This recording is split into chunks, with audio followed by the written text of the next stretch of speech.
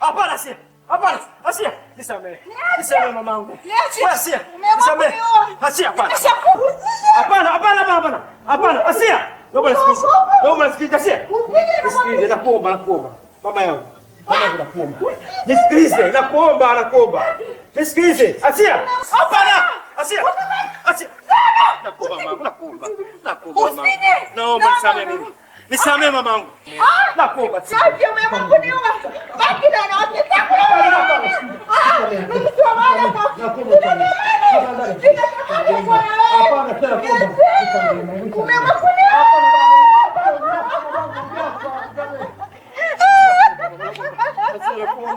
Nakupenda bado mpenzi wangu Asia. Nakuomba mama, twende. Acha maamuzi hayo Asia. Nakuomba mama.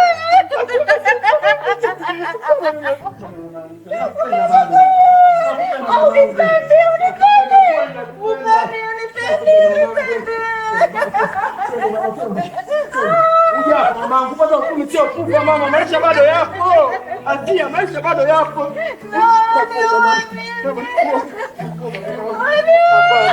Hapana, mama nakuomba. Hapana.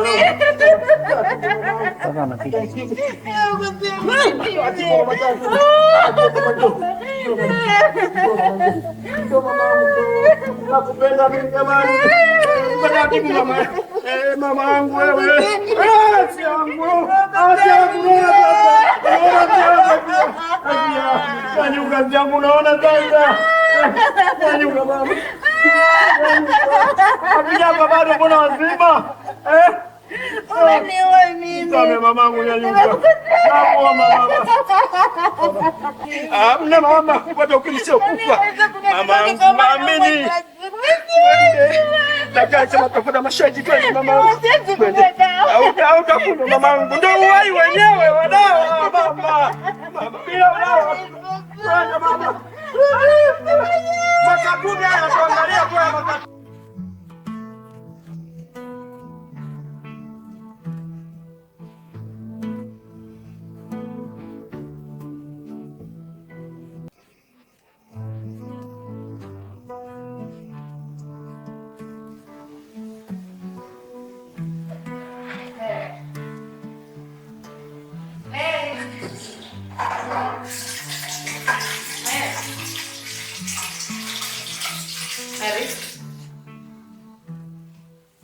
Mary.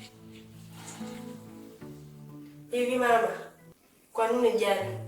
Ujali maisha yangu, ujali elimu yangu, kwa nini? Ya kweli Mary, utasema hivyo lakini haujui ni kipi ambacho ninakutana nacho. Mary, hela naitafuta. Kote nilipokuwa na nimekopesha, nimeenda kuuliza hela sijapata. Nimempigia baba yako simu. Haeleweki, ana mambo mengi tu. Mama, nimechoka. Nimechoka kuendelea kukaa hapa nyumbani, nimechoka. Mary, nilipokuwa nakuja nilipata matumaini kwa dada yangu. At least yeye amesema atanipa hela ili uweze kupata ada kwa shule. Shuleni utaenda Mary. Hivi mama, ujisikia taibu kupita kwa barabarani? Wenzangu wanaenda shule, mimi bado nipo nyumbani. Mama, Mary, naomba uelewe kama mtu mzima. Huku utapafikia tu. Cha msingi, ada ya shule ikishalipwa, uwe na akili zote za shuleni. Usiwe na mambo mbili. Zingatia elimu yako. Mwanangu, nakupenda sana. And I want you to be a successful person in this world. Sawa? Nakupenda. nimekuelewa mama, nitasoma.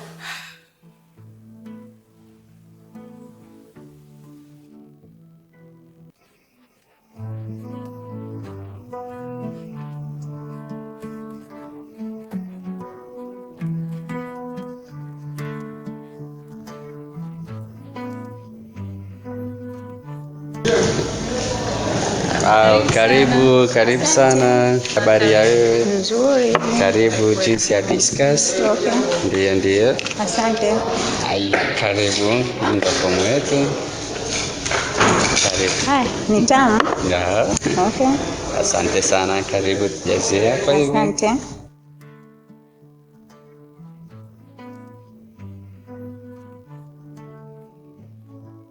hii ni password kwa ajili ya internet. Okay, sawa. Ndio tuna wifi hapa. Sawa. Na mgeni wetu akiwa ndani anaweza kuwa nayo nani kwa ajili ya password. Okay. Na jioni Ndio. dina itaanza kuanzia saa 1 mpaka saa 4 na kesho asubuhi chai ni saa 1 mpaka saa 4. Na kiangalia meal plan yako hapa ni half board, ina maana chakula cha jioni kiko included. Okay. Ndio, kwa karibu sana. Asante. Utaenjoy na leo ni buffet. Kwa hiyo utakuta hapo restaurant yetu ni hapa hivi. Okay. Na huku pembeni ni bar. Okay, sawa. Ndio, karibu. Na swali lingine lolote? Hapana, asante kwa huduma nzuri, umenipokea vizuri. Dada naye kanipokea vizuri. Wow, nashukuru sana. Karibu sana. Sikuwa kufika Weruweru ndo mara ya kwanza. Okay, karibu sana. Nashukuru sana, huduma nzuri.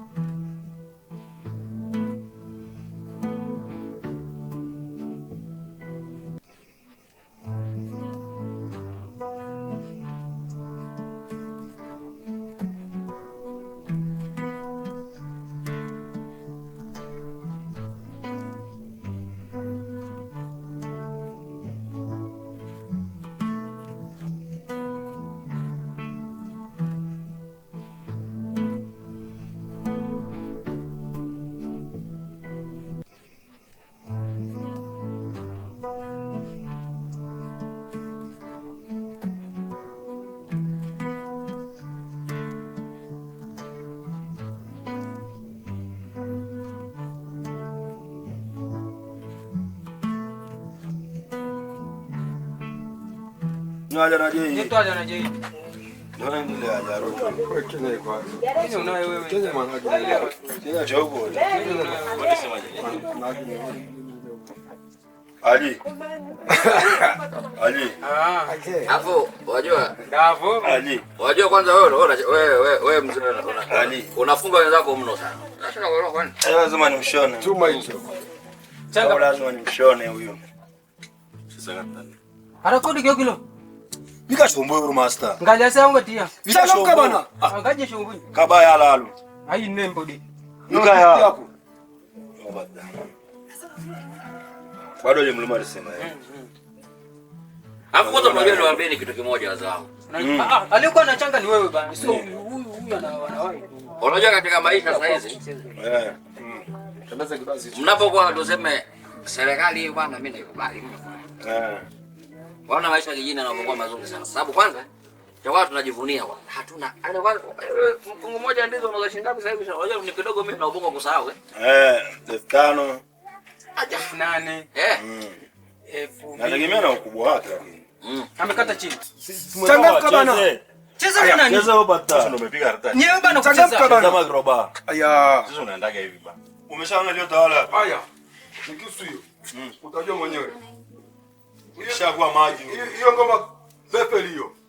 Ukishashiba huyo. Huyo. Hebu. Huyo. Wewe sako. Unajua mtawala. Ngoja. Ngoja.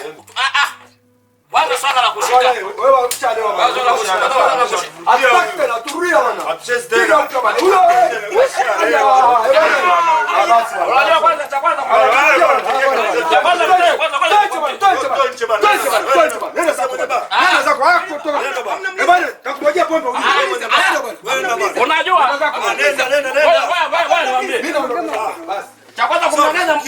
kumnyang'anya mlevi pombe yake kwanza ni kosa. Mwenyekiti wanacheza kamari. Shehe. Naomba achia karata hiyo. Karata alicheza wapi? Kwanza mnacheza kamari, alafu kwanza wewe ni kiongozi. Unacheza kamari kweli kabisa mjini hapa. Karata ya pombe hii. Nitamwambia mwenyekiti, ngoja kwanza nijipose. Tunaomba basi karata hizi shehe. Sasa nini mzee? Tunaziomba. Ngoja kwanza nijipose moyo kwanza. Tunaziomba karata. Tunaomba hizi karata. Naomba achia karata hizi. Karata alicheza wapi? Chukua karata hizo. Ndio achana nayo wewe. Nenda. Mlevi wewe mkubwa. Nenda. Nenda faili. Kale huko bana. sana. Haki ya mbuzi Mwarabu kasimama juu ya mti. Mtamwambia mwenyekiti mtaka kamari. Usirudi. Nenda kwa mwenyekiti, nenda. Kwa sababu mnajifanya wababe. Levi nenda. Nenda Nenda. Mimi sijalewa. Kwa nini umelewa? Mlewa. Leta pombe, achia pombe. Hapo ndo babaya. Aisha naye anakielewesha shuleni. Wewe acha tu. Yaani juzi alipokusema. Nitamtafutia kesho nikuje shule. Ile group lake tatizo moja ndo tatizo moja wale wenzake ndo wanamfundisha. Wote wa Mbeya wale pale. Tabia mbaya. Jana nilipokuja kwamba ruhusa sasa leo. Wakasema sijui ana mshiki zako mjini. Ndio maana uji shule. Kwa ndo hivyo.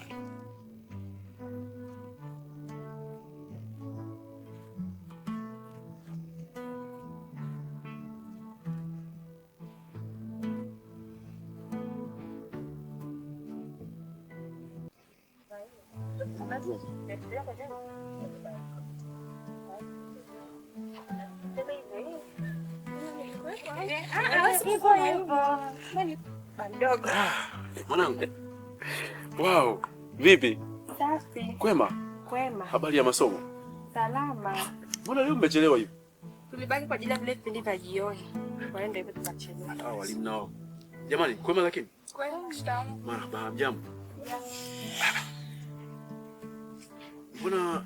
Mbona nguo za shule kuliko ni leo? Leo sikaenda shule, niliomba message.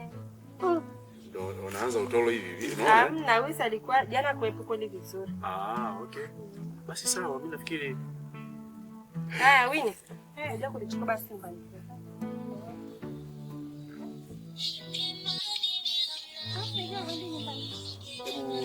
Nitakuja. Fanyeni mpango kwanza tutapata soda kidogo, sawa?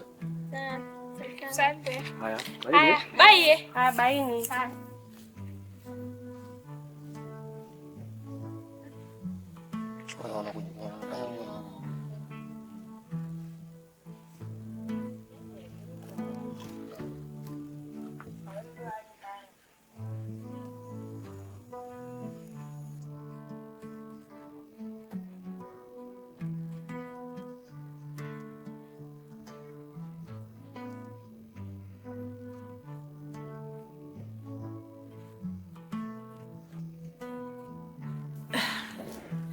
Sijui atakuja na hali yangu ilivyokuwa mbaya siku ya leo. Jamani, aje tu. Hata nisaidie kwa hili. Unajua nini? Nafurahi sana maana mara ya kwanza nilikuwa naumia. Lakini sasa hivi nishazoea. Sasa hivi sana naona sara mapenzi. Mapenzi kuna sikio tu kwa babu na bibi huko. Sasa hivi na enjoy. Lakini sasa siku nikikuta na mwanamke hichi kidude chako hichi na kingoa na ile miwani unayovaa ile naipasuko si kitu cha kuangalia nacho. Yaani hivi unajua siamini. Umeshakolea kiasi hicho. Hali vile tujui nakupenda wewe. Asante.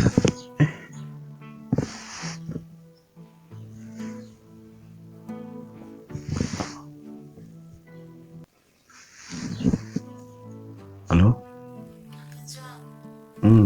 Mambo.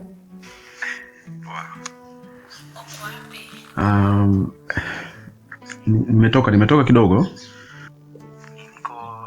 Kuna sehemu nipo kidogo nitakupigia baadaye. Leo sijisikii vizuri. Afu niko peke yangu kabisa. Baba na dada wameenda clinic. Ugonjwa ninayoumwa ni wewe tu unaweza kunitibia. Naomba basi. Nitakwambia. Sawa. Sasa sikiza. Mimi nitafungua geti. Wewe pitiliza moja kwa moja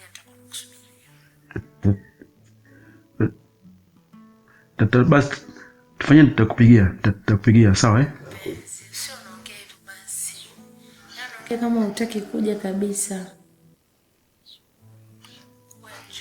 Wewe sawa. Subiria ugonjwa wangu ndio tu unaweza kunitibia. Okay, basi baadaye kidogo. Naomba. Ni nani huyo? Unaongea na simu, mimi niko na wewe hapa kabisa. Kama hizo sio dharau. Baby, sije kudharau mpenzi wangu. Sije kudharau hata kidogo. Kwa mimi nimekuja hapa ili tuongee na simu. Hapana, hebu nisikize basi. Kabla sijaanza na wewe, nilikuwa na mtu na nilishachana naye, lakini analazimisha. Alafu sijui mchawi yule, yaani inapokuwa karibu na wewe ndio simu zinaingia. Hivi unajua hizo ni dharau? Mimi nachukia hivi. Unajua mama na wivu. Unajua mama na wivu. Najua una wivu my dear. Najua, hebu tuliza basi. Kitu gani unakosa kwangu? Nimeshukua ile mambo mengi sana. Kwanza wewe unajua ndo ninaribia usichana wangu. Na nitakwambia sasa hivi hapo nirudishe uliponikuta. Yanatoka wapi sina hayo baby? Kumbuka nishakuahidi. Nitakulea, nitakutunza, nitakulinda. Kila nilichokuahidi my dear, nitatekeleza. Wewe tena mtoto mzuri bwana, usinune hivyo. Haipendezi, si ndio? Kwa nusu na hela. Pesa ninayo. Sasa twende tukashuka nchi za nje, tukaishi Marekani. Tuondoke huku. Mimi nataka ni wewe wako peke yako na wewe wako peke yangu. Katika vitu vya point. Leo umeongea point. Na kuahidi kwa ajili yako nitafanya. Yaani nikwambie. Yaani mama aleta ngekwepo nyumbani. Ningeenda kabisa kukutambulisha. Yaani kwa jinsi ulivyonikoleza. Ninaenda kutambulisha, mimi siogopi, japo mimi ni mwanafunzi. Wewe. Ninaenda kutambulisha ili usije kaja kuiboko na wanawake wengine. Kaja ukaniacha mimi. Lakini sema tu mama haonekani nyumbani, sijui hata ameenda wapi. Mamako haonekani nyumbani? Hebu acha nayo kwanza. Itafika muda wa kutambulishana, sio sasa hivi. Acha na hiyo mambo ya mama sijui nini na nini. Itafika muda. Sawa Madia? Kikubwa nakupenda, unanipenda. Mambo yaende. Wewe unanipenda kweli? Ndio maana tuko saizi hapa.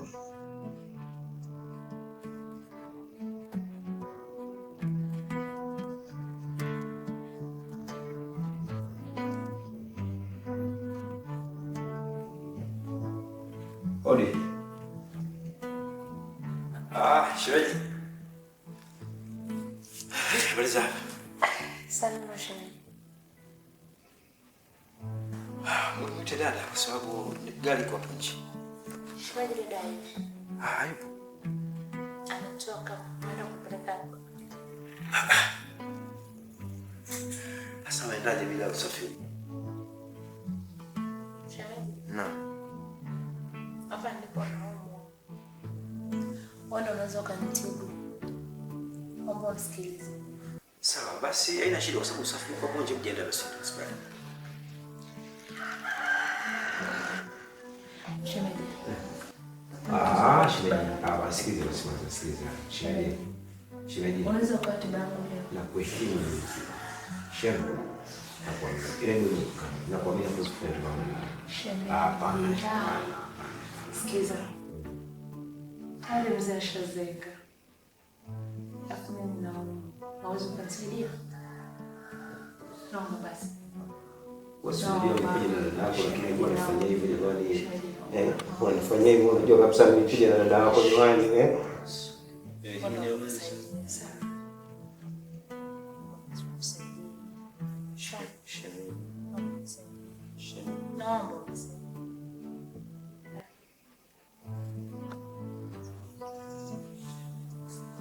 Wale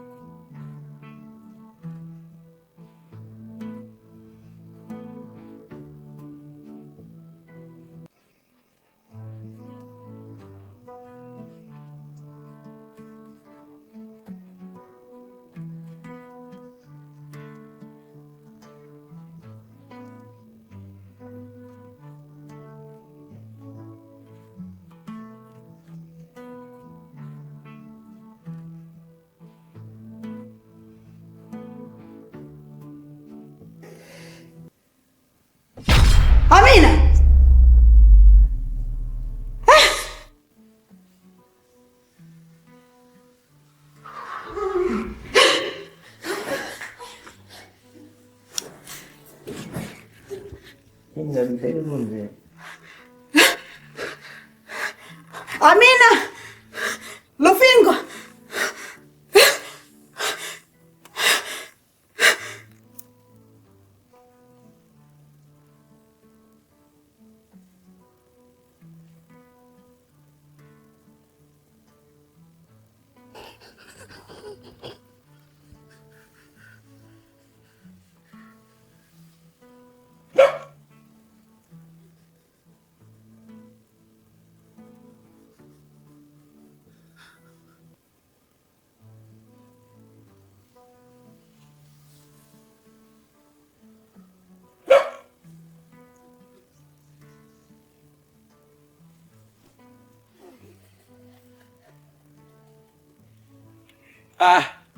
Watu bwana naishi maisha magumu sana. Haya. Huku nini baba tena? Baba huku nini? Baba!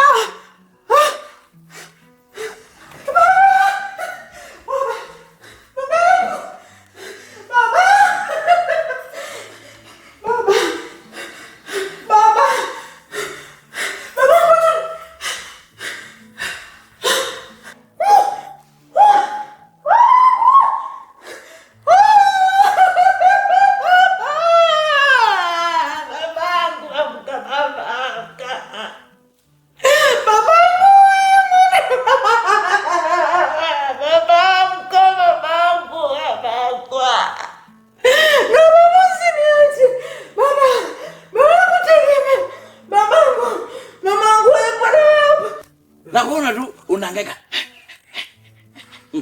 Na mimi nilikuwa na safari yangu. Afu. Baba, hii nyumba ni yako kweli? Baba, nyumba yako? Wana wachawi siku hizi wanaruka mpaka nyumba zote. Ha baba, wewe mchawi mwanga wewe. Au jamaa huyu unaonekana na pesa zake au mimi simuelewi. Baba, umeua? Hapana. Sasa nini kwa nyumba ya watu? Baba anakuuliza nini kwa nyumba ya watu? Wewe. Hivi ngumi ya mlevu unaijuaga inatoka bila break eh? Baba umetoka kufanya nini? Huko. Kwani wapi? Umetoka kufanya nini? Hapa tukubaliane tu masharti matatu baba. Upo tayari? Niko tayari. Nakupa pesa. Niko tayari nakupa pesa. Mimi sitaki pesa baba. Sitaki pesa baba. Sitaki pesa.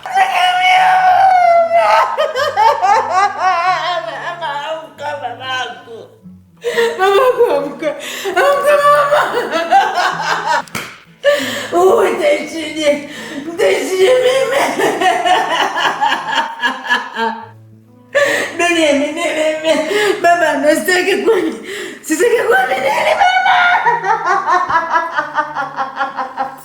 mama. Babangu. Jamani babangu. Sasa na kwanza baba nipe kanga. Na mimi nikampe mke wangu kidogo. Hata kama sina mke lakini pia atanisaidia kwa sababu kwanza asubuhi mimi nimeshapiga vitu vya maana. Baba nipe kanga. Nitakupa hela. Nitakupa pesa. Utanipa pesa? Sasa pesa hapo una, utanipea wapi? Nitakupa pesa. Utanipea wapi? Nitakupa pesa. Njoo chukue nyumbani. Nyumbani? Saa ngapi? Muda wote njoo chukue. Muda wote. Njoo chukue. Leo umepatikana baba. Muda wote. Njoo chukue. Leo baba umepatikana. Kwanza nikwambie kitu kimoja kizuri. Njoo. Aisha bana kushika njiwa. Eti mtu anatoka na jamu. Yaani si wazungu bwana. Wewe ambao una jamu Alafu nilikuwa naenda huko. Jamaa kanichanganya unajua kurukaruka kwenye nyumba za watu. Alafu kwanza kwenye nyumba wapo kwa ngoja nini bwana. Jamani kwenye nyumba. Marigoreji. Kikweli nimefurahi sana. Nimefurahi pia. Joy. Ete. Mtoto mzuri ndio sasa. Nasikia raha sana. Okay, kaa basi. Niambie sasa. Laiti ingekuwa kila siku hivi. Nachofia tu ni serikali. Lakini Hamna. lakini mtoto wewe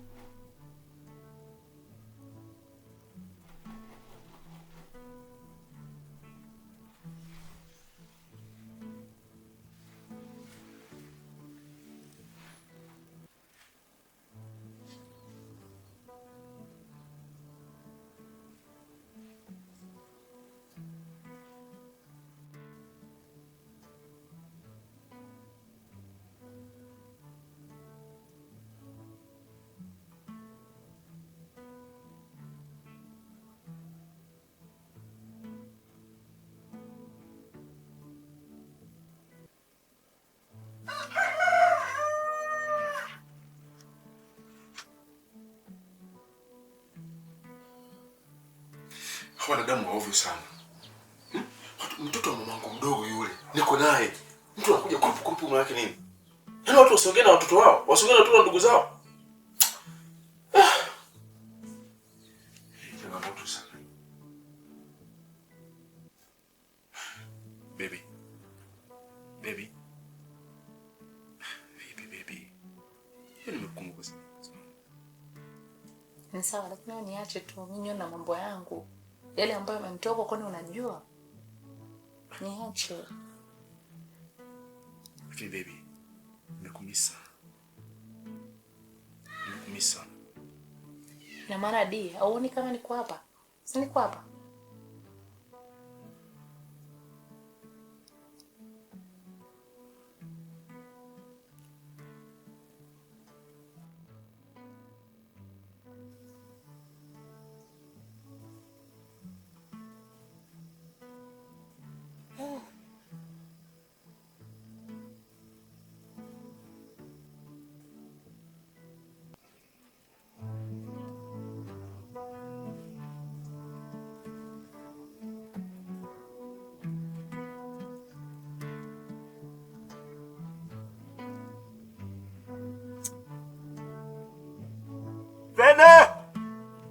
Vena!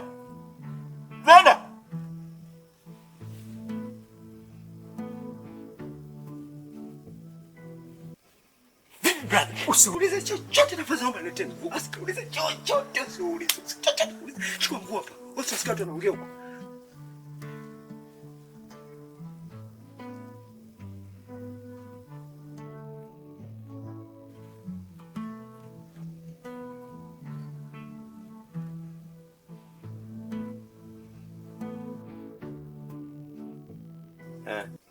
Hiyo nzuri. Unaona bwana? Njoo tu.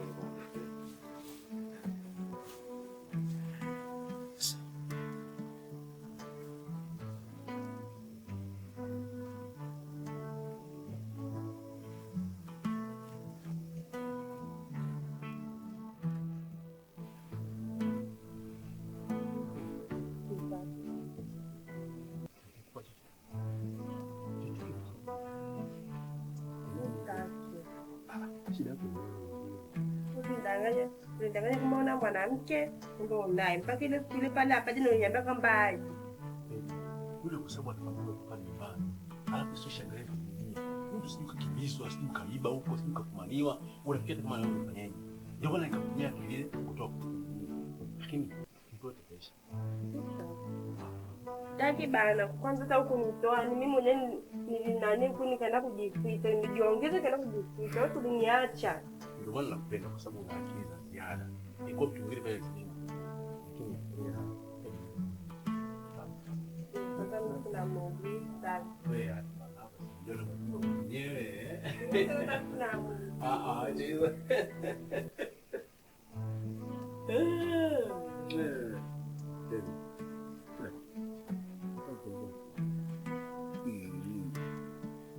Tuachane mambo yake kijinga mimi sipendi. Kwanza angalia kule mbangu kwanza yenyewe hujafunga. Mbona una wasiwasi hivi? Sasa uko wapi? Mwende kwa mlango mimi sitakia mama. Kafunge, mtaje kukuja tu ndio nikikuta balani kwangu. Kini wewe. Ndio maana nakupenda. Okay, ngoja nikafunge basi.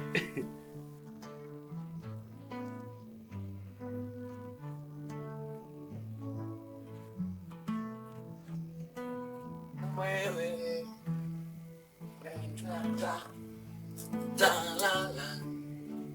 uliambiwa uje uangalie huku na kule, baada kurudi tena huko kati geti hili hapa hivi jamani, nyumbani si wewe au anataka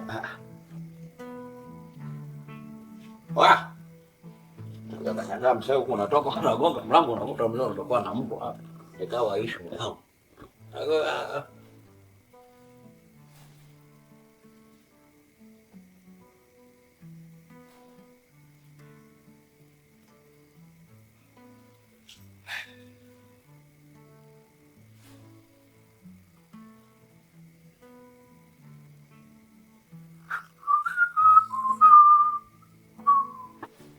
Karibu. Nani? Binadamu. Nani? Wewe fungua bana. Nani siku bwana? Baba yako mdogo Dumba bana. Dumba. Dar es Salaam. Baba.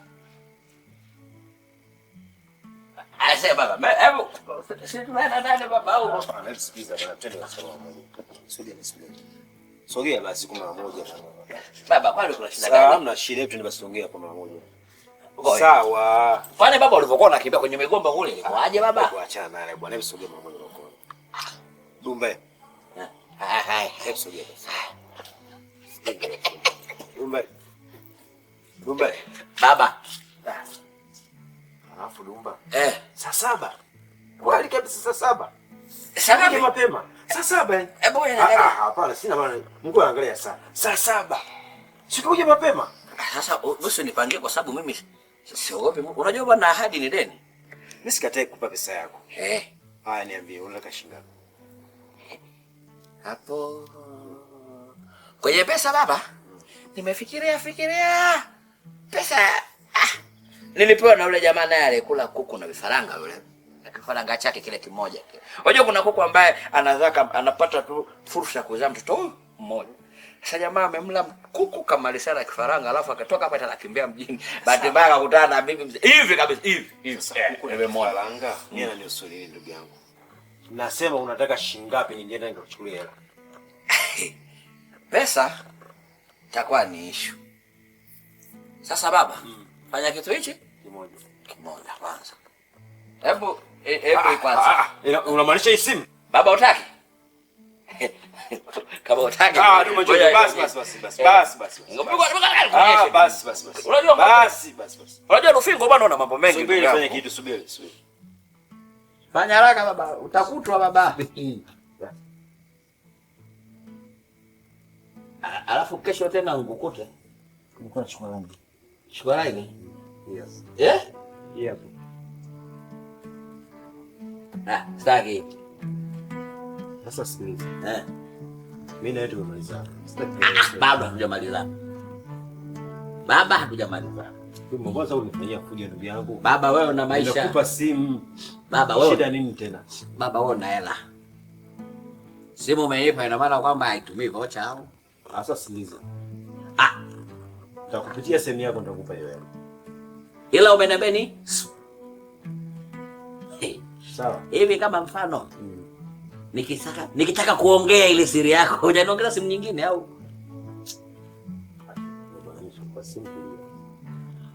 Mimi naenda. Basi poa. Ila baba, usije tena hapo. Baba ngoja kwanza. Nimekwambia usije tena hapo. Baba. Ngoja nikwambie kitu. Naomba kesho nakupitishia hapa kwenye kichochi bwana, tusumbuane bwana. Haya baba. Alafu kwani kuna mbu? Ndugu wangu. Naam. Sina budi niondoka. Pana station ya kuadisia. Ndio kwanza bado haijapoa. Sura yangu kwa kuipeleka nitakuwa sina. Kwa kabisa. Na kuacha. Ukweli utabaki pale pale. Sijahusika fikiri. Ila hakuna mtu ambaye anaweza kuelewa. Hata akisema leo namfuata Asia kumpa station hawezi kunielewa. Acha nihesabia tu kama nikosa. Ili na mimi niwe sawa na amani. Mimi naondoka. Naenda Dodoma. Lakini biashara zangu zote wewe ndio msimamizi. Nakumbuka kitu kimoja. Biashara ndio maisha yetu. Hata napoenda Dodoma, wewe ndio kwanitumia pesa. Ili nifanye nini ndio kuishi. Sina budi kupisha hili. Kutapokuwa kumetulia, mimi nitarudi. Haijalishi ni lini. Lakini data kamili zote zinazoendelea hapa, naomba niambie nimesema. Na kuamini sana. Okay, sawa. Brother, nimekuelewa. Jambo la kwanza na kwa hili kuhusu biashara. Kwa sababu biashara ndo maisha yangu na pia ndo maisha yako, ndo maisha yetu. Bila biashara, bila fedha, bila nini, hatuwezi kwenda popote. Hilo la kwanza. Lakini la pili naomba nikushauri kitu. Nimeona issue ilipokuwa hali halisi sio shwari. Mambo ya msingi, biashara, nitaendelea kupata. Taarifa zote usiwe na wasiwasi kabisa. Kwa hiyo mimi nashukuru bwana. Naomba asante sana. Uwe na safari njema. Maisha yapoa. Na kuamini, najua maisha ni fumbo. Ningejua ya kesho, sidhani kama ningeenda pale. Ila kwa sababu nilikuwa sijui, nikajikuta nimeenda. Kweli maisha yanasema hivyo sana. Acha mimi nikuache. Yote maisha bro. Pamoja sana. Safari njema bwana.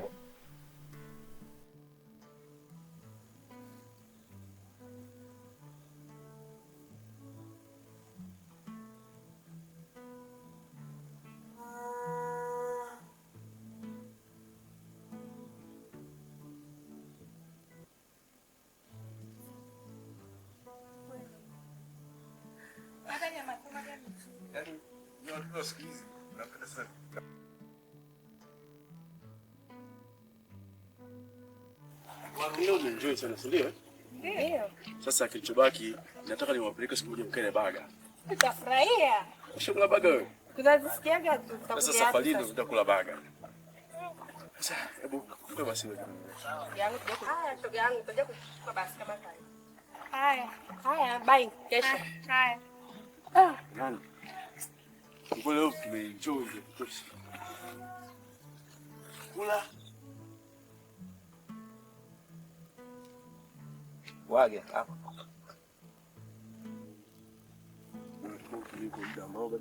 Bado upo. Haujambo? Sijambo, shikamoo. Marhaba. Mbona uko mwenyewe? Mary leo amenona baba mdogo wake. Baba mdogo wake? Wapi? Wale.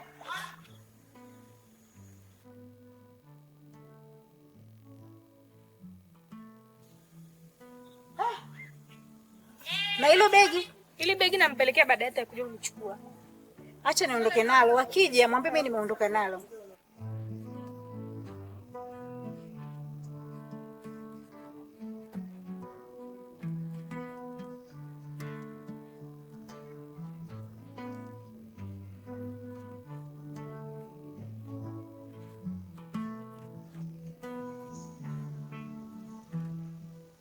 Makubwa shikamoo. Wewe salamu yako inasaidia nini? Umetoka wapi sasa hivi? Umetoka shule. Shule sasa hivi Mary?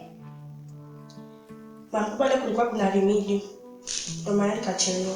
Hiyo remedial tofauti na shule au nini? Sina kuuliza. Ndio hivyo makubwa. Pita kakae pale kwanza. Ndio hivyo mama mkubwa. Unachukulia simple sana kuniongelesha hivyo, si ndio? Nataka uniambie umetoka wapi sasa hivi? Kwani mama mkubwa, tatizo nini? Tatizo umechelewa. Unanijia sasa hivi mimi kweli nyumbani? Mary una shida gani? Mama mkubwa, nimechoka sasa, nimechoka. Kama umenichoka niambie. Mary unasema? Kama umenichoka nifukuze basi. Nikufukuze? Umekuwa sasa. Kwa hiyo unataka kurudi huko ulipotoka, si ndio? Au unataka kumfuata mama yako alipo? Mama yako aliondoka hapa kwenye mazingira ya kutatanisha na unataka uondoke vile vile, si ndio Muda wote nahangaika Mary namtafuta mdogo wangu ambaye ni mama yako wewe. Na sijui mpaka sasa hivi mahali alipo. Na wewe bado unanichanganya. Nikutafutie ada na bado unanichanganya. Huku nimwaze mdogo wangu mahali alipo. Una shida gani Mary wewe? Alafu nanibaki ningekuwa rohoni. Nipe madaftari basi niangalie hicho ulichoandika leo. Unashangaa nini? Nipe madaftari niangalie. Usinipotezee muda. Nilikuwa nakusubiri tu wewe nenda nikalale. Nataka madaftari. Wakubwa mimi begi nilimpa Winnie. Ulimpa Winnie? Madaftari yako kule. Haya, huyu ni Winnie. Ni nini hiyo? Begi. Kwa nini uliacha kwa Winnie? Nilimpa nisaidie kushuka nalo. Kushuka nalo wewe uko unaenda wapi? Nisikilize Mary, mimi ni mtu mzima, usizunguke mbuyu. Ninachokijua mimi, najua mchezo wako wote unaofanya ukitoka shule. Najua. Nimekutana na Winnie njiani kuna hili begi na wewe nakuona unaongozana na yule baba kule. Ni nani yule? Unashangaa nini? Yule baba ni nani? Ndio. Mama mkubwa yule mwalimu. Mwalimu? Wa somo la mahusiano? Hao marafiki zako. Hao wote kina Winnie. Ulishawatambulisha yule ni babako mdogo. Yule babako mdogo kwa nani? Cha kwanza nilichokigundua hutaki shule. Sasa sitopoteza muda wangu tena juu yako. Kwa sababu haya ni maisha yako na sio maisha yangu. Ukikua utatambua ni kitu gani nilichokiongea. Haya maneno yangu haya yaweke katika kichwa chako. Utakuja kunikumbuka. Toka mbele ya macho yangu. Toka usiniangalie, unamwangalia nani?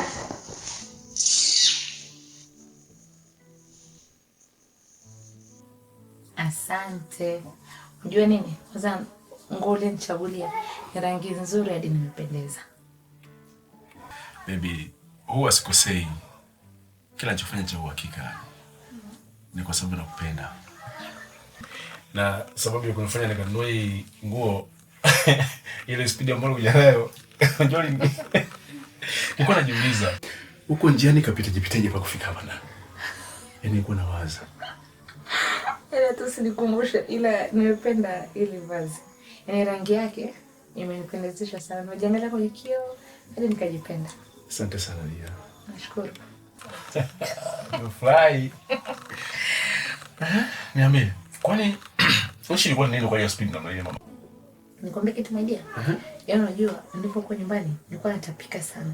Yaani nitapika mpaka mzee kama akawa ananihisi. Yaani nakumbuka mara mwisho nimetoka nje kutapika. Mzee si akatoka na panga. Masiara.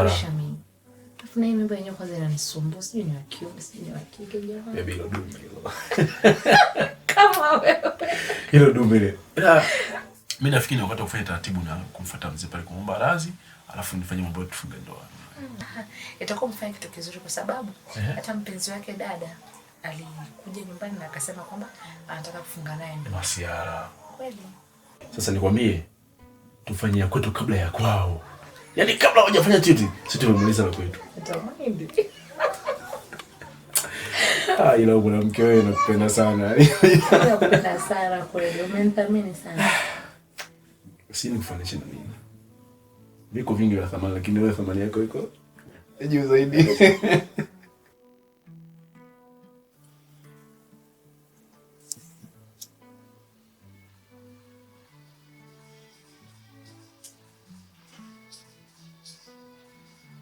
Hello baby. Poa. Mimi mzima kabisa.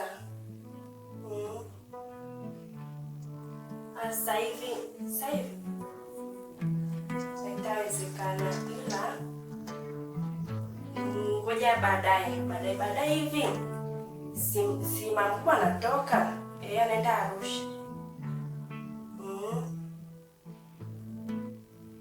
Ayo tumi basi kabisa na pikipiki kabisa ili kuwahi. Nimekumisi mpenzi wangu.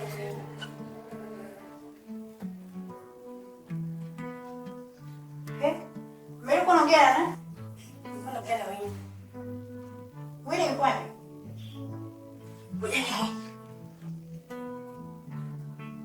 Wewe ni?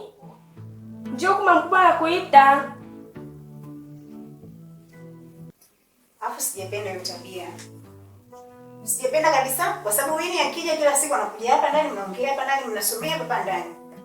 Kitendo cha Winnie kuja hapo nje kuitia dirishani kwamba jamii itatuonaje sisi. Si kwamba leo tumemkuzuia kuingia huko ndani. Sijapenda. Hayo macho yako mbona sielewi yani? Mbona kama haiko sawa? Mamkubwa kweli. Nilikuwa naongea na Winnie hapa.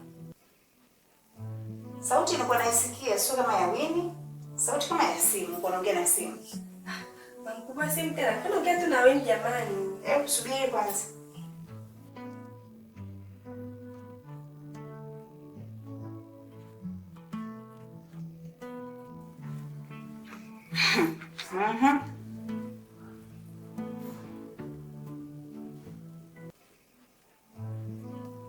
Sogea.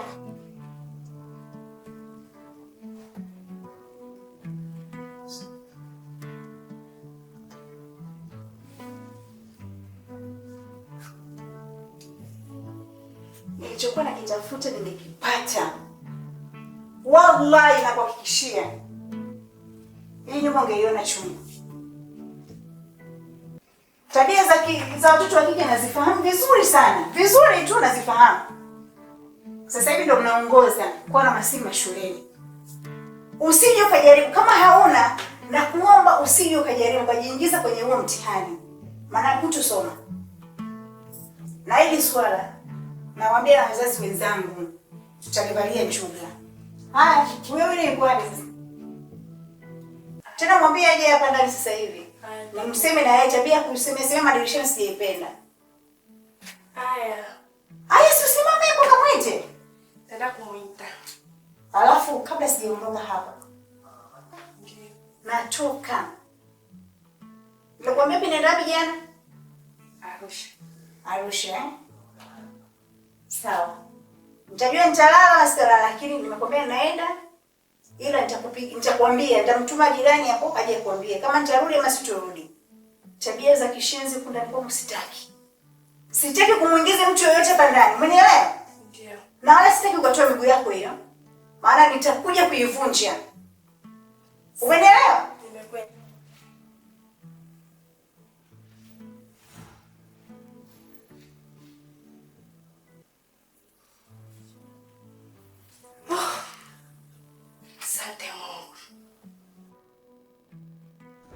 Baby. Unajua nikiangalia ile eneo hapa napata wakati mgumu sana. Kwa nini? Yaani kuondoa migomba yote kwa ajili ya ile swala. Umekumbuka? Swala la kujenga? Baby, nyumba. Yaani mume wangu unajua nini? Itakuwa ni kitu nzuri sana kwa sababu nyumba ndio kila kitu. So, hivi soon utakuja makandarasi kwa ajili ya kusafisha hapa na kuchimba msingi kuotesha nyumba. Mume wangu hapo utakuwa umefanya kazi ya maana sana kwa sababu tukiwa na nyumba nzuri ndio kila kitu. Utakupenda vitu vizuri wewe. Nakujua. Ila mume wangu kuna jambo nataka nikwambie. Hapa nilipo moyo wangu ni kama haijakaa sawa. Kwa sababu mara ya mwisho nilivyokuja nilikwambia kwamba baba alikuwa amekasirika sana. So nilikuwa naomba niende kwa baba mdogo. Niongee naye ili aweke mambo sawa. Baby, sina shaka na hilo. Mimi nakuruhusu. Kwa sababu utakuwa umenitengenezea njia mimi. Pindi nitakapotuma washenga pamoja na mjomba wangu, basi wanauzia wote. Maana imekuwa ni tabia ya kawaida huko mijini huko na hasa vijijini. Yaani ujui huko ni mjini watu wanafanya maisha ya kawaida sana. Mtu anakaa mwaka mmoja, miaka miwili, miaka mitatu, anaishi anasema wao ni mke na mume. Tunakosea sana. Kitu hichi mimi sitaki, nataka niwe mfano wa jamii ambayo tuzunguka. Unaona? Sawa. Kwa hiyo sina shaka nayo. Lakini nitakusahau. Mwanao ni mwanangu. Tafadhali, anijue basi mimi baba yake. Uje naye baby. Yaani kwa hilo unanifurahisha sana. Ni kwa sababu niko na wewe. Usijali, nitafanya hivyo, utamjua. Basi jambo jema sana. Okay.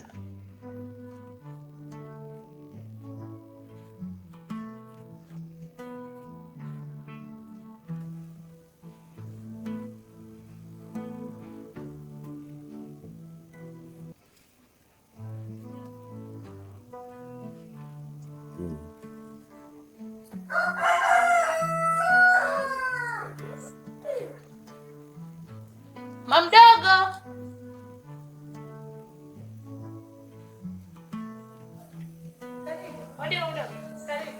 Asante.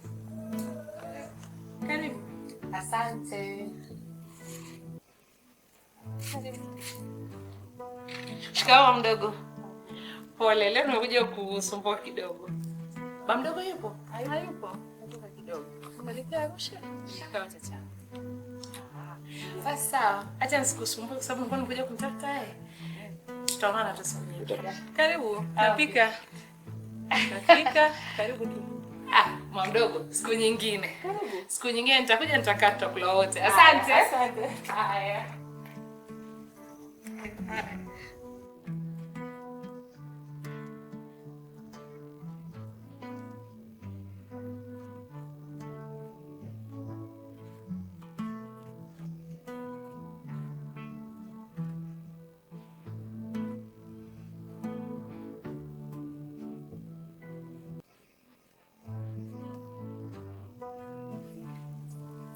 Baba mdogo.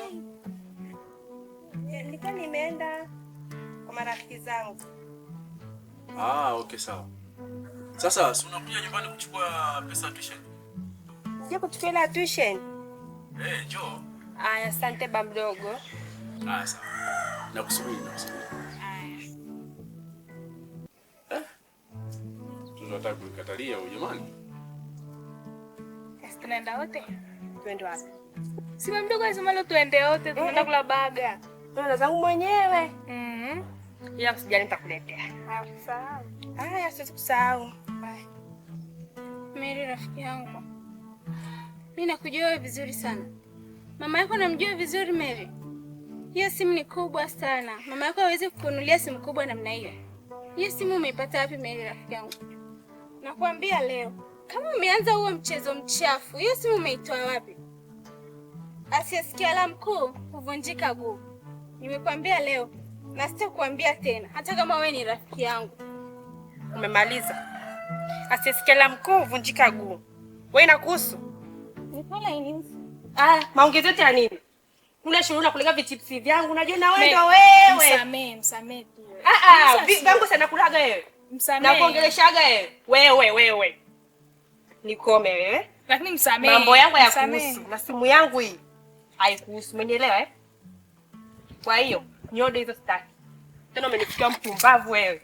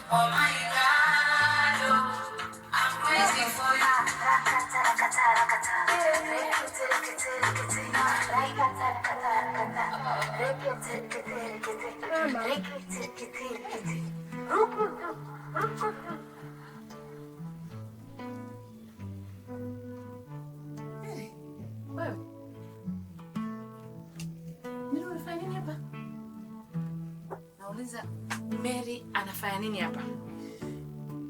Wewe kipi kilichokuleta hapa? Mdogo wangu, kumbe uko hapa. Nimekufuatilia muda mrefu. Nikakuona unaingia hapa ndani. Kumbe unaishi hapa mdogo wangu. Alafu we mtoto mbaya. Bora na vile vizazi vya zamani kuliko ni vizazi vya sasa. Mary, siku zote nakuuliza mamako anaishi wapi, umekaa kimya unasema hujui. We hapa alipo uko wapi leo? Uko wapi hapa?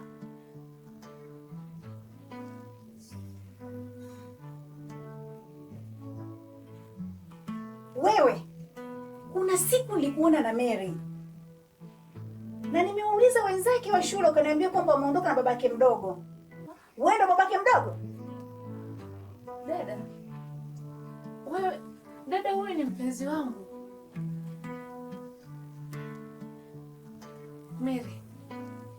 Mary, Nakuuliza tena, umekuja kufanya nini hapa na huyu nani wako? Nakuuliza Mary, huyu nani wako? Mama alinidanganya. Alikuwa akiniendea chips na simu. Mary, nilichokipata hapa ndani kinanionyesha kabisa ya kwamba huyu ni mpenzi wako. Aliniambia nimuite baba mdogo.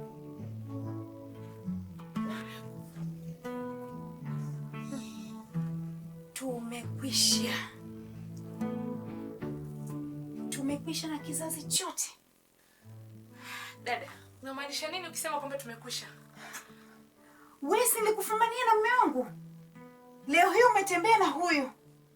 Huyu katembea na mwanao. Na mume wangu mimi anatumia vidonge vya ukimwi.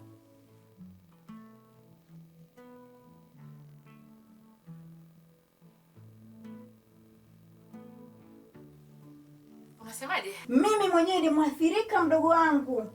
Ama kweli. Kama Mungu anajua kulipa, basi hili kalilipa kwa ubaya. Tumeua mpaka kizazi chote jamani.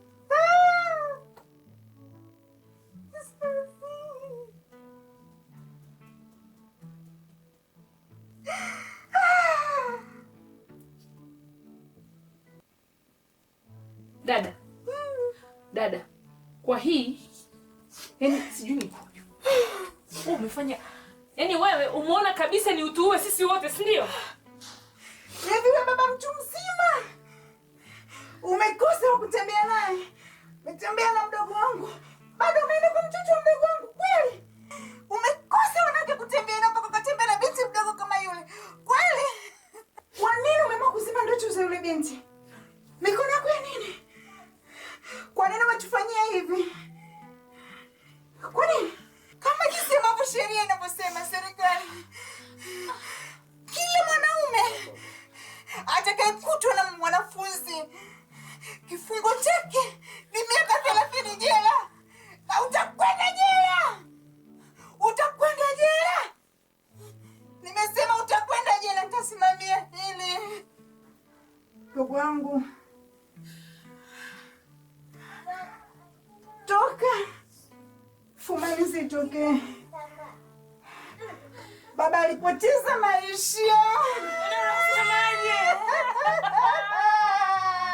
Baba tupona.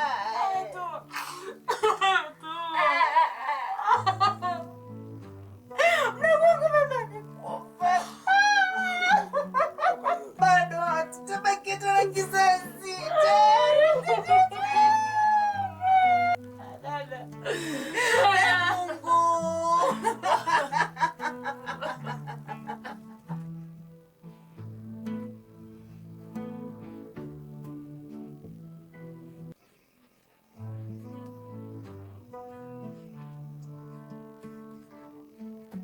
Maisha mtandawili sana. Yes. Ile maisha mtandawili na ungalie ndiye si. Kwa leo mnakunyia dawa za HIV.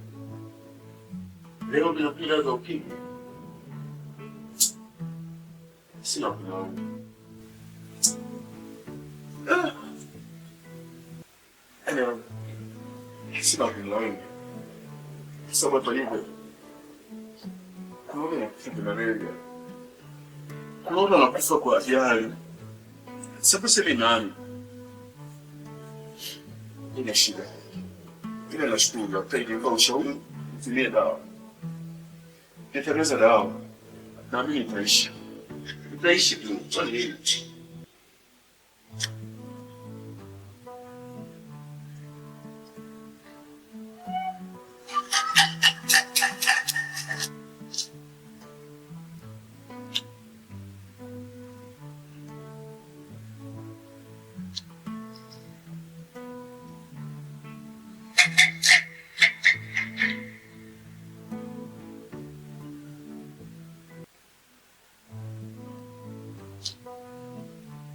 Na matumaini naishi. Hivyo ushauri mkubwa zingatieni. Tumieni dawa kwa wakati na kufuata masharti. Hivyo tutakuwa salama.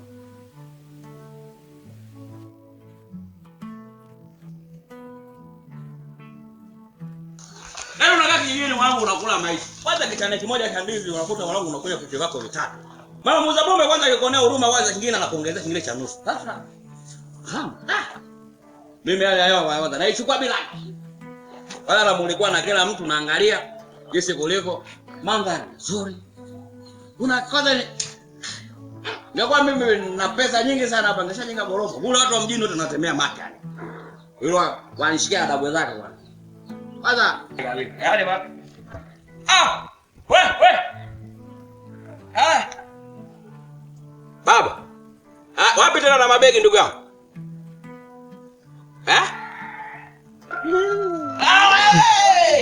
Baba mbona leo sikuelewi leo?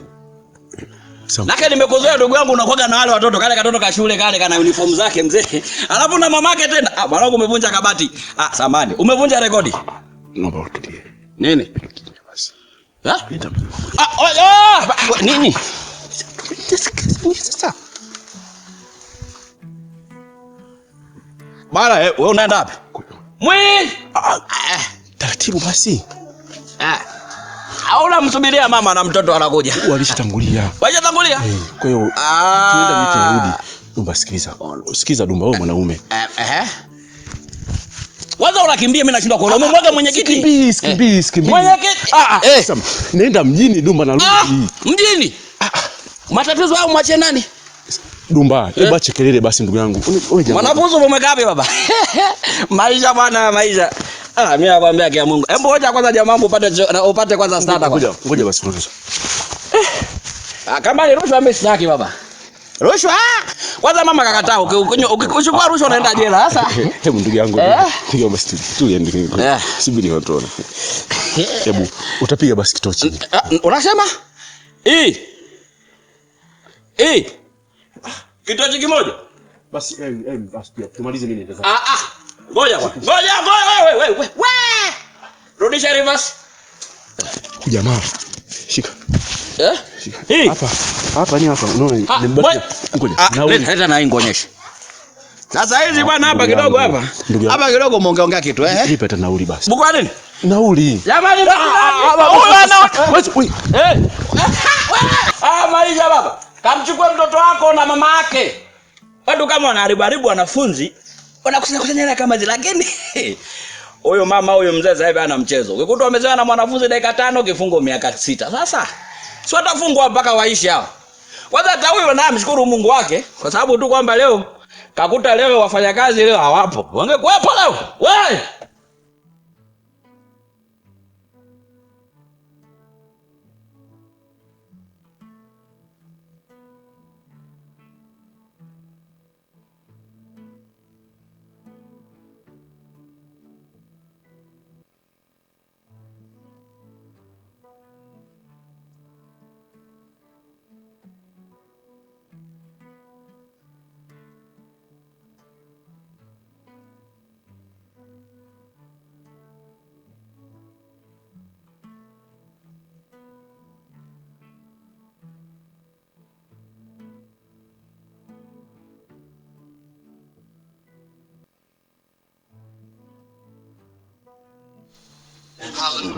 Wema vipi? Safi, baba endaje? Safi, ndakwako. Salama tu. Nakuona umetulia hapo. Niko hapa napata soda kidogo.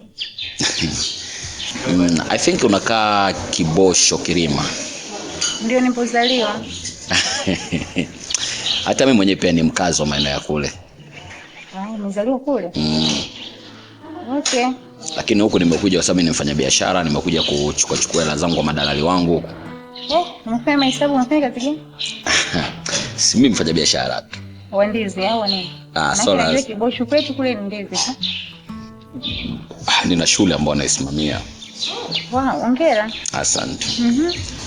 Labda nikupe pia pole kwa matatizo ambayo yaliyotokea kwa sababu ninafahamu kila kitu baina yako wewe na ndugu yetu jamaa yetu Lufingo.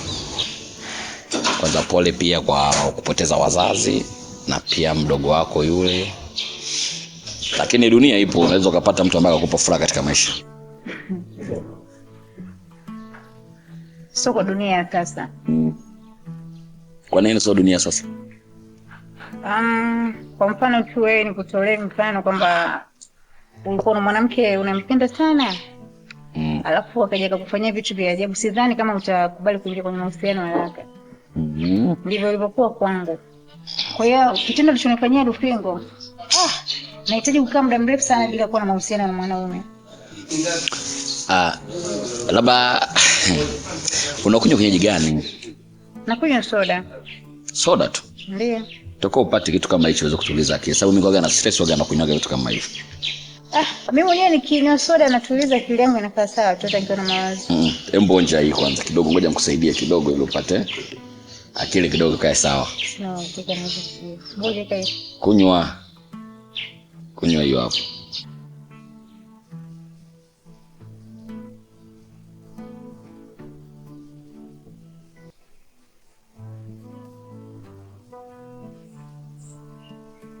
Naona ilivyo nzuri eh? Yaani hicho kitu chake hicho, ukinywa lazima upoteze mawazo.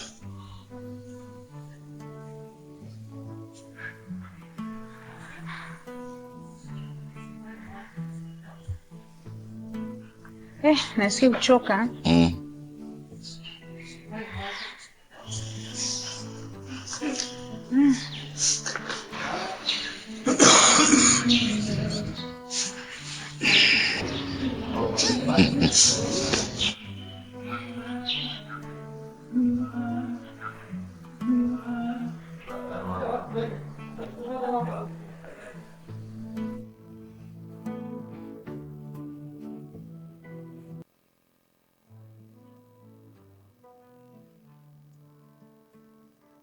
Ngombe yetu katoka nayo mpaka kule. Ngoja nikwambie, unajua bana mshikaji wangu mimi nikueleza kitu.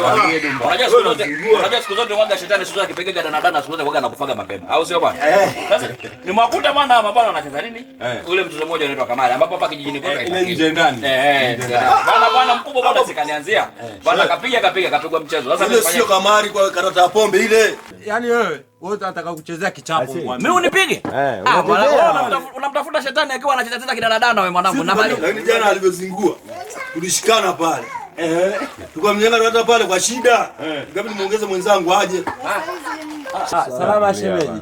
Afu mwanamke ananifuata. Unajua usimtafute Mungu maneno Oye lakini mwanamke unamfuata mno mwanamume. Ba vipi tani hapo? Unajua ngombe moja? Siku zote unaomba basi kwamba mwanamke akakutafuta yani kuchokonoa mahali tu lazima kwanza umuonyeshe kwanza advertise kwamba ni kidogo kitaka kiendelee. Sio unawasha moto. Mwanamke anafuata nini ba? Anafuata mwanamume wake ba. Yaani mimi mwanangu wewe tulia. Au semeje kuna nini? Mimi legea na ujana huu. Mimi nimeshalegea. Hizi mpombe. Unajua maisha mwanangu haya unaniachia tu mimi mwenyewe tu ndugu yangu au sio? Yaani mimi unajua mimi na tatizo ndugu yangu. Angalia bwana. Angalia bwana Dumba. Dumba unanumiza bwana. Niache. Dumba unaenda sasa. Bombe yangu mimi mwanangu mimi siachi. Pombe basi hapo. Bombe mmeshiwe. Kamalizaneni huko. Walio baba. Yaani kabisa haiwezekani kabisa. Yaani mwanamke kama huyu ananifuata mimi kwenye vilabu vyangu baba. Shemeji mweke mgongoni huyo. Wewe hiyo. Kwa hiyo hao wanakupa kiburi hao. Huyo labda mweke mgongoni. Hao ndio wanakupa kiburi kwamba yani wewe umeona utoke nyumbani uje unifuate. Si ndio maana? Hivi unajua dunia inaonekana hii hajawahi kufundishwa. Nimeshakwambia kila siku. Wewe. Tulia. Acha kwanza. Acha pombe. Mlango unamnang'anya pombe. Nani wewe? Wewe acha. Wewe tulia. Acha pombe. Mwanamke vipi?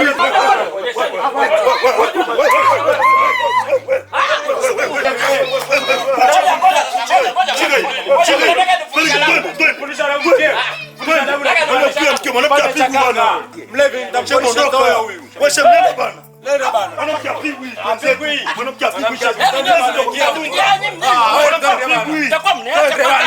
apigwi bana ukudumba. Wenzetu. Mambo gani haya bana? Yaani wewe mmekosea bana unajua.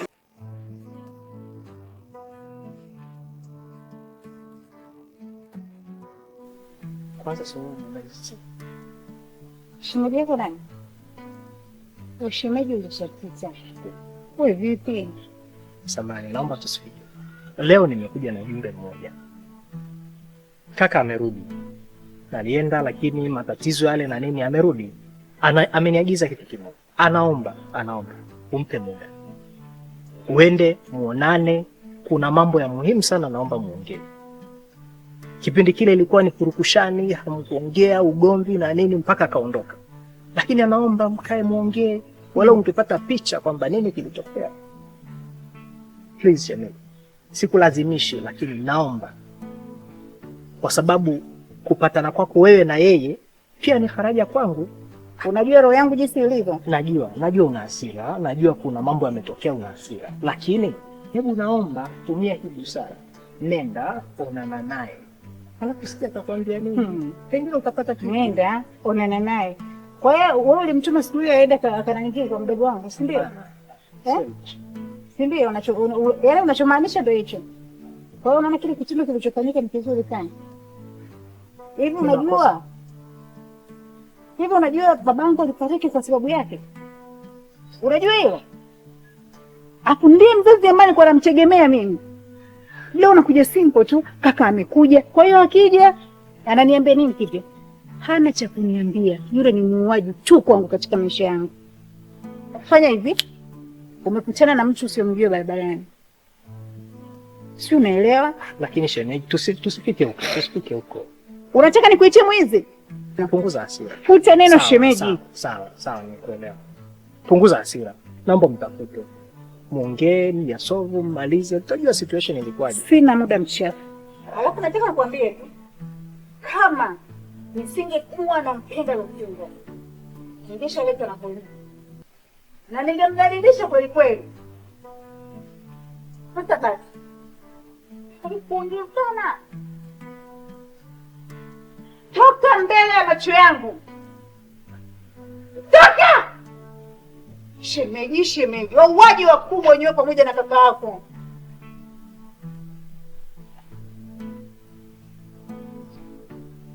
Bwana, sio tumeitana. Sote ni wanaume. Ile ulichotaka kulifanyia pale ndio sikupenda. Kwa mbele za watu kuingia, alafu unaleta vitu kama hivyo sijapenda. Ila kwa ustaarabu wote mimi tukutana hapa pembeni. Hii ndio swala. Umenielewa ndugu yangu? Kwa hili nimekuelewa na kusikiliza. Mimi nimekueleza hivi. Sawa. Unajua kuna kitu kimoja mimi nachukia sana ndugu yangu. Unamtuma mdogo wako Veda kwamba aje nyumbani kwangu aje kumuita mke wangu, kweli? Akati naenda kwenye vilabu kule kunywa, nyinyi wako nyuma wanaenda kumuita mke wangu. Hivi kweli inawezekana kweli? Unamtuma mdogo wako Veda kwamba aje nyumbani kwangu aje kumuita mke wangu, kweli? Nitakupigieni nyimbo ambayo haina hata traffic ndugu yangu. Mimi sitaki mabaya. Nachotaka tu bwana ni kuheshimiana. Nimekuelewa ndugu yangu, lakini nikwambia Dumba, mimi kwa nini namtafuta mke wako? Ni kumwomba msamaha. Si kitu kingine. Mimi unafahamu mambo yanayotokea. Sio mgeni na ina hii kitu. Sawa? Ninataka kumwomba msamaha. Basi. Na ndio maana nikaona sio bora mimi nikaja hapa. Ndio maana namtuma mdogo wangu. Maka ningekuja hapa ungejua amerudiana sio nafanya nini? Sina nia hiyo. Na sijataka mimi kuwatenganisha nyinyi. Ila tu nataka kumwomba msamaha. Si kitu kingine chochote. Alikuwa mke wangu. Tena wa halali. Sasa hivi ila sijamwacha. Sasa hivi sijamwacha, lakini sasa hivi amekuwa wa kwako. Amekuwa kwangu. Hujamtolea mali lakini. Sasa baba sikiliza nikwambie kitu, tumia. Sawa. Uwezekane eti mimi nikuache. Na kuambia kabisa. Tusifikia. Haiwezekani. Hakuna mtu ambaye ni mjinga tu akwambia eti chukua mke wangu kaje naye ndani kama. Hivyo wewe una akili kweli wewe? Au kwa sababu nimeka heshima tu mimi leo kukusimamisha kuongea nawe hapo. Basi. Alafu nakatuma kale kachali kako. Mwanangu nikwambie tena kaambie nikikaona anakutana na mimi. Bora wewe nimekuwekea heshima tu. Wewe unataka kumwomba ule mke aliyekuwa mke wako msamaha? Ndio. Mimi nitakutana naye ni fresh tutazungumza. Mimi nitakuwa mimi wewe na yeye. Yes. Lakini kumtuma mdogo wako mwambie aache. Afikiriza si wanaume mwanangu. Haina kugombana kwa ajili ya mwanamke. Ila lako mwanangu. Alafu unazingua wewe. Sasa simu yangu vipi? Simu. Hawa jamaa alinikaba sikukwambia. Basiala. Napata wakati mgumu sana, lakini naomba unielewe. Hata nikieleza vipi, sidhani kama utaweza kunielewa. Lakini kwanza naomba nikupe pole kwa ajili ya msiba wa baba yako. Hivyo mkono unaonipatia ni wa hongera ama ni wa pole? Siwezi kupa hapo hongera kwa sababu tayari mzazi wako alikuwa kama ni mzazi wangu mimi. Hakuna mtu asiyefahamu uchungu wa mzazi anapofariki. Ni maumivu makubwa sana. Kitendo ambacho kifanya na mdogo wangu kilimpelekea babangu akafariki. Alafu leo unakuja tu from nowhere, sijui hata umetokea wapi. Nakuja kunipa mkono. Kwa nini? Yalitokea lakini ukweli mimi sihusiki kwa hilo. Ni mdogo wako ndio alonishawishi mimi. Kakushawishi? Ndio. Kakushawishi kivipi? Huwezi kuliamini kwa hilo. Lakini amini kwamba mdogo wako mimi ndio alonishawishi. Nimekuita hapa kwa ajili ya kuomba msamaha. Lakini jambo lingine, kwanza nimekuja hapa baada ya kupotea muda mrefu. Nimekuuzia wewe kwa sababu ni mke wangu. Data zako zote mimi ninazo. Unateseka sana. Unapigwa. Umeolewa na mlevi. Hebu angalia jinsi ulivyo. Angalia azi yako. Angalia umetoka katika ukoo gani. Unakutana na ule mlevi anakunyanyasa. Hivi naomba unisaidie. Tafadhali sana. Sasa kitendo ulichonifanyia mimi hapa paka mzazi wangu akafariki. Si bora maisha kupigwa tu, najua niko na mwanaume anayenipenda lakini ananipiga, hamna shida. Sawa, lakini mimi naamini tukienda hata kwenye vitabu vya dini hiyo upande wowote, hakuna kosa kubwa ambalo mtu hawezi kumsamehe. Naomba unisamehe. Asia, naomba niangalie. Nisamehe. Lufingo. Si bora ninavyoishi na mlevi kuliko ni yale mateso ulikuwa unanipatia. Hamna shida. Haya mzee. Mnafanya nini hapa? Mimi naitwa Lufingo.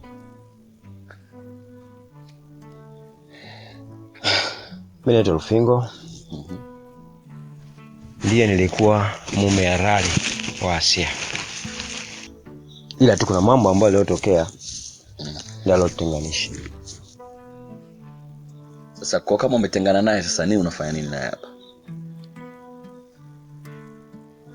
Hapa mimi nafikiri lengo la kumuita hapa si lengo kwamba kutaka labda nirudiane naye, lakini lengo langu ni kwamba nilikuwa naomba nisamehe. Hicho ndio kikubwa kutoka kwangu. Nilikuwa naomba nisamehe kwa yale ambayo nimemtendea. Ni binadamu. Nakosea. Sijakamilika. Nimekusikia unaongea. Mwalewa na mlevi anakunyanyasa. Sasa kati ya mimi na mnyanyasa yeye na wewe ambao umetembea na mdogo wake, yupi ambaye amefanya kitu kubwa sana? Haitoshi kwa wazazi wake. Alafu leo aise, hamna kosa baya kama ulilofanya wewe baba. Sawa. Asia, utoshe kwamba sijaja kukuharibia, ila tu mimi naomba niende. Lakini jambo lingine, umemfahamisha ukweli? Tukiachana na haya ambayo tumegombana mimi na wewe. Ukweli gani mwingine zaidi kwamba ameshaniambia kwamba uliuli alikufumania? Na kwanza alimkuta anaumia kabisa na mdogo wake. Sasa kuna ukweli gani mwingine ambao ananificha mimi? Kuna ukweli gani mwingine? Ukweli ni huu. Labda uko ujue ndugu yangu. Ni vitu ambavyo labda tuwe wazi ili kuokoa watu wengine. Mimi ni mwasilika wa ukimwi. Au natumia vidonge vya HIV. Hata pia unapomuona Asia naye anatumia vidonge vya HIV, ni mwasilika pia. Huo ndio ukweli.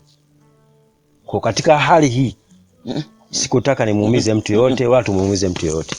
Kaka, usitumie kigezo cha kwamba eti umwathirika ugonjwa wa ukimwi. Eti kama anatumia vidonge ili kwamba mrudiane. Hata mimi naweza nikasema mimi natumia vidonge vya ukimwi. Wewe cha kufanya wewe umeshasema msamaha. Naomba unielewe. Nenda. Naomba unielewe kitu kimoja. Sina maana ya utani huu ukufanya kwamba wewe uamini kwamba mimi sina au Asia nao. Ni kwamba unapoenda kupima kuna namba.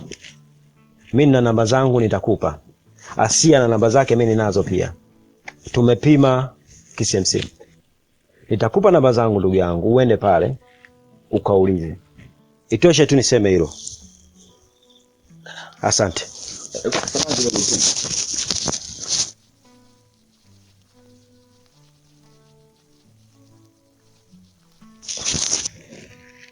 Ina maana huyu anazungumza ni kweli?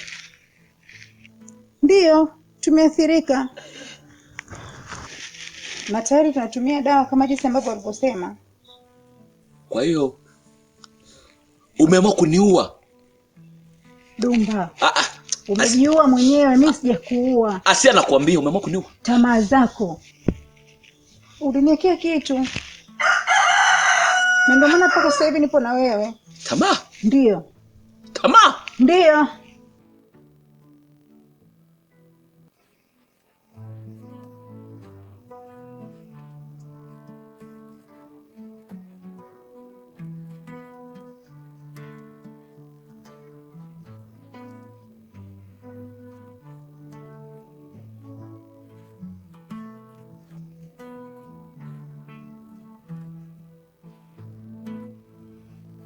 Dada. Unajua kuna kitu nimetaka muda mrefu sana nikwambie. Najua muda umeshapita. Na kama ni machungu saizi yatakuwa yameshalainika kidogo. Dada, unakumbuka ile siku ulienda hospitalini na baba? Nakumbuka. Ukimpeleka kliniki. Akaja mume wako. Mko mmeongea na yeye kuhusu alete gari ili umpeleke baba hospitali, lakini wewe uliwahi kutoka mbele yake. So alivyokuja niseme nilishikwa na jini mahaba sijui. Yaani hiyo siku sijitambui vizuri kwa kweli nilifanya nini. Lakini mwisho wa siku nilimshawishi. Tukafanana naye tendo lile na Lufingo hana makosa kubwa.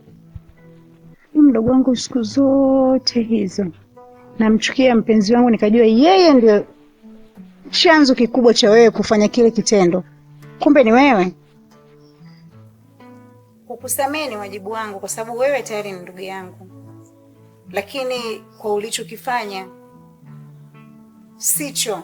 Naomba kisije kikaendelea kwa sababu umeshatembea na shemeji yako, ana maambukizi ya virusi vya ukimwi na tayari anatumia dawa. Mimi mwenyewe natumia dawa. Unaona sasa wewe umeshatoka kwa mpenzi wako, kwako wewe umeshaenda kwa mpenzi wako. Mpenzi wako naye kaenda kutembea na mtoto wako. Sasa hebu ona.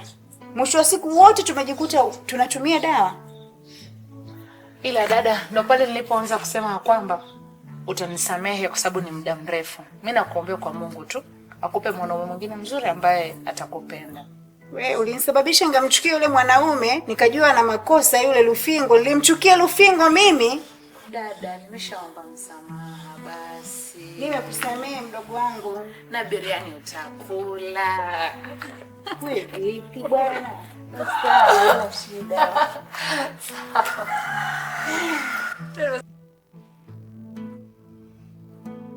Niambie. Ana maisha mazuri burudani. Mbona ndio bwana umetoka kwangu. Mbona pale nakubana bana namna hii? Umerudi nyumbani kwenu hapa. Jamani, kimbulu kiacha bongo unapata maisha mazuri sana. Vipi?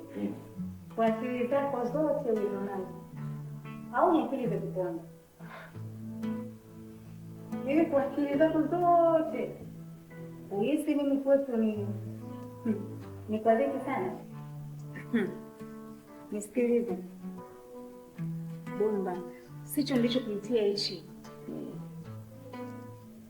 Nilichokuitia hapa kwetu ni neno moja tu, kuwa sikuhitaji tena katika maisha yangu. Na maanisha sikutaki. Ulichokifanya unakijua kama nikaja kwako. Na mimi kuja kwako kama jinsi ambavyo nimekwambia sikupenda. Bado Mimi nilikuwa na mwanaume nampenda sana. Yalitokea kutokea ndo maana tu nikatoka kwake. Lakini hicho ulichoniwekea mshukuru sana Mungu. Nilikuwa kitu gani? Mtajiwaje mimi? Nimejikuta nipo kwako. Cha kwanza ni msifu. Kwamba mzuri hapo. Kulifanya mwanaume ambaye nikaacha pombe. Na Mwenyezi Mungu. Cha pili pia nikupe tu ni asante.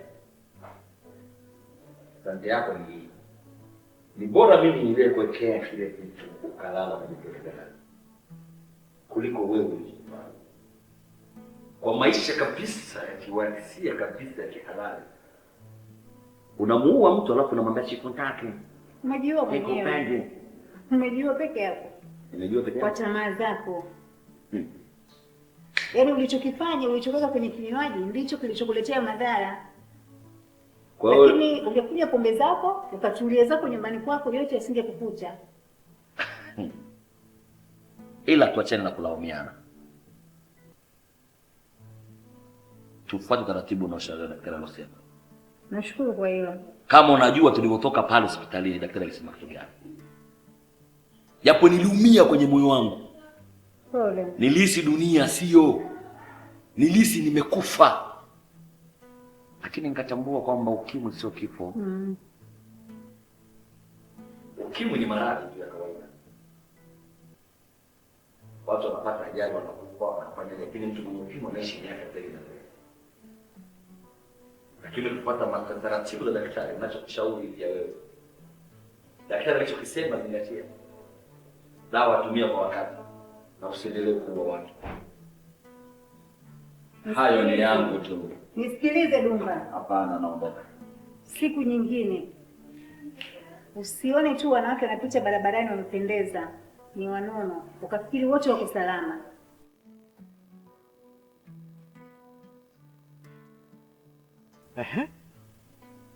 No, unaniita Lufingo. Haya. Maka tunapatana sasa kama si mbwa si kama nini haya. Niombe kumuona mimi ndugu yangu hapo. Haya, kabla tujaingia hapo na kusikiliza. Unasema Lufingo. Wewe leo ni kuniambia mimi nakupata kama mbwa. Kweli? Nisemesha maneno ya kifebuli kiasi hicho. Leo nimekosa thamani kwako. Pole. Nashukuru. Kukuita kote mimi yote ni kwa sababu tayari nimeshagundua ukweli kwa yale yote yaliyotokea nyumbani kwetu, kifo cha babangu. Nimeshajua ukweli. Wewe sio muuaji wa babangu, na wala wewe hukudhamiria kuchiti na mdogo wangu. Mdogo wangu ndio sababu. Nakwambia nini? Mdogo wangu kaniambia yote. Kama sio mdogo wangu tungetengana na tungeongea tukakaisha. Ni hasira tu Lufingo. Na wewe sio muuaji wa babangu. Babangu kwanza alikuwa anaumwa, lakini kwa sababu ilitokea kile kilichotokea akapata mshtuko, lakini wewe sio muuaji. Nisamehe kwa yote yaliyotokea. Nashukuru kwamba kufikia leo umefahamu kwamba mimi sio muuaji na mimi sio sababisha. Nikwambie tu kitu. Nijaribu sana kueleza huku nielewe. Kumbuka kabisa tulikubaliana na mimi nije pale nimchukue mzee wako twende hospitali. Na kweli nipija na gari mpaka pale. Lakini nicho kikuta pale mwanaume yoyote asingeweza kuvumilia. Kwa sababu wakati mwingine wanawake wanakuwa chanzo kwa ajili ya wanaume wafanye ngono uzembe. Tukana tu na mili yao na mambo yao yenye ushawishi. Mwanamke unakuta ana umbo lake kubwa, anavaa sketi kubwa, ambazo mwanamume tu akiangalia hivi hawezi kumwacha salama. Lakini wewe ndio unakuwa ni sababu umesababisha mwanaume aingie kwenye tamaa. Lakini mdogo wako alipitiliza zaidi na zaidi na zaidi. Nilishindwa kuvumilia. Ila kwa hilo mimi naomba unisamehe. Najiona kama ndio chanzo cha kifo. Najiona ndio chanzo cha kufariki. Lakini ilisababishiwa. Lakini lengo langu toka nyumbani ni kuja kumsaidia baba kumpeleka hospitali. Lakini hakuna kosa kubwa ambalo alistahili kusamehe. Mimi ndio na bado nakupenda. Kama utakuwa uko tayari kuwa na mimi. Lakini kama bado uko na Dumba, endelea na Dumba kwa sababu nini? Lakini tu kama unakumbuka siku ile kwa Dumba. Akiyali ukweli wako. Basi. Ndio kile. Mimi nakupenda. Kama mmoja. Nashukuru, lakini mimi nilishamwambia Dumba kwamba sisi tunaathirika wote. Ila sio choice yangu Dumba. Nakupenda wewe Lufingo. Nakupenda.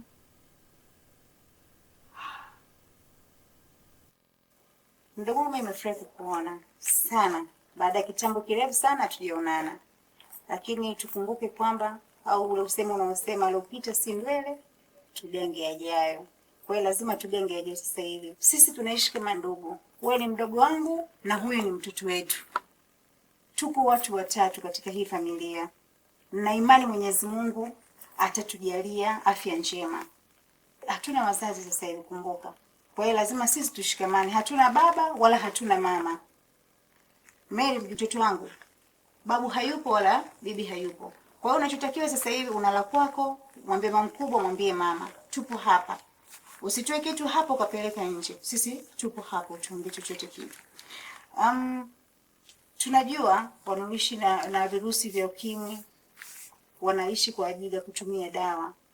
Na sisi tunatumia dawa. Tukubali hali zetu kwanza. Na ninachokiomba, unasikia Mary? Tusiambukize kwa namna yoyote ile, kwa njia yoyote ile. Tukaambukiza wengine kwa makusudi. Kama sisi tulipewa kwa makusudi, basi sisi na sisi tujiheshimu. Tuheshimu na jamii nyingine. Tufuate ushauri tulioambiwa na daktari. Sawa mdogo wangu? Ni kweli dada, yote haya yametokea kwa sababu hatukuwa tunajua wala hatukuelekezwa ni yapi ambayo tufanye ili tujikinge na ukimwi. Lakini leo hii nimekuwa mama mbaya kwa mwanangu kwa sababu nilishindwa jinsi ya kumwelekeza. Ila nilipopata mafunzo haya inanipa mimi moyo wa kuendelea kufundisha watu wengine na pia kumcoach mwanangu kwa njia. Ila pia dadangu, nakuomba sana unisamehe kwa nilivyokufanyia wewe pamoja na familia yako. Unisamehe sana. Nashukuru sana kusikia hivyo mdogo wangu. Mary, mtoto wangu, unajua kabisa tunaishi na maambukizi ya virusi vya ukimwi. Ninachokitaka kwako ni kutokuambukiza wenzako kwa makusudi. Sawa? Ninachokitaka kwako ufuate, yani ile ndoto yako ambayo unaitaka kuwa nani, uifuate ile. Usitetereke tu kwa sababu mimi nina ukimwi basi ukashindwa kusoma. Mimi nataka usome ufikie ndoto yako. Sawa mtoto wangu? Mama, naombeni sana samahani.